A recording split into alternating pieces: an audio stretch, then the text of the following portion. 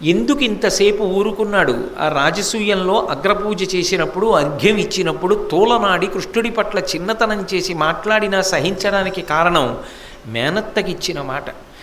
భగవంతుని యొక్క ఓర్పు అలా అంటే అలా ఉంటుంది. క్షమయావిష్టితం జగత్. నిజానికి ఈ లోకమంతా దేనిలో నిలబడింది అంటే ఆ ఓర్పులో ఉన్నది. ఆ ఓర్పు పెద్దలైన వారు పట్టలేదనుకోండి, అసలు ఈ ప్రపంచం నిలబడదు. చేత కాక అని కాదు, చేతనై ఉండి కూడా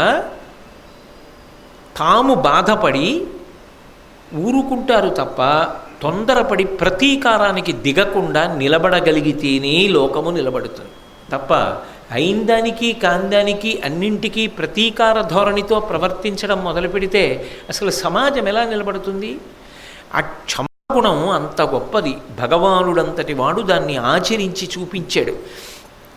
మాట ఇవ్వడం చాలా తేలిక, కానీ ఇచ్చిన మాటని నిలబెట్టుకోవడానికి కృష్ణ పరమాత్మ అంతటి వాణ్ణి పట్టుకొని అనకూడని మాటలు, అనరాని మాటలు, అర్హత లేని వాళ్ళు అంటున్నా కూడా ఆయన విని మేనత్తకిచ్చిన మాట కోసం కట్టుబడి ఊరుకున్నాడంటే మహానుభావుడు. ఆయన ప్రేమ, ఆయన కారుణ్యం ఎంత గొప్పవో మనం పరిశీలించవలసి ఉంటుంది.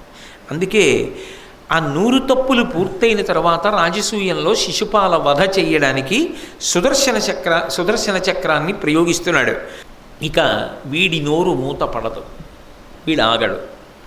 వీడికి ఇది అలవాటైపోయింది, ఇలాగే మాట్లాడుతూ ఉంటాడు.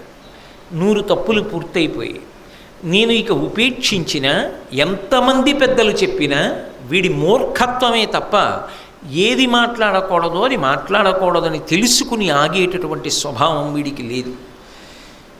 ఊపిరి ఎక్కడ వాక్కుగా మారుతుందో ఆ కంఠాన్ని దునమడం వినా మార్గం లేదు అని సుదర్శనాన్ని స్మరించి ప్రయోగించాడు. అది కంఠాన్ని కోసేసింది.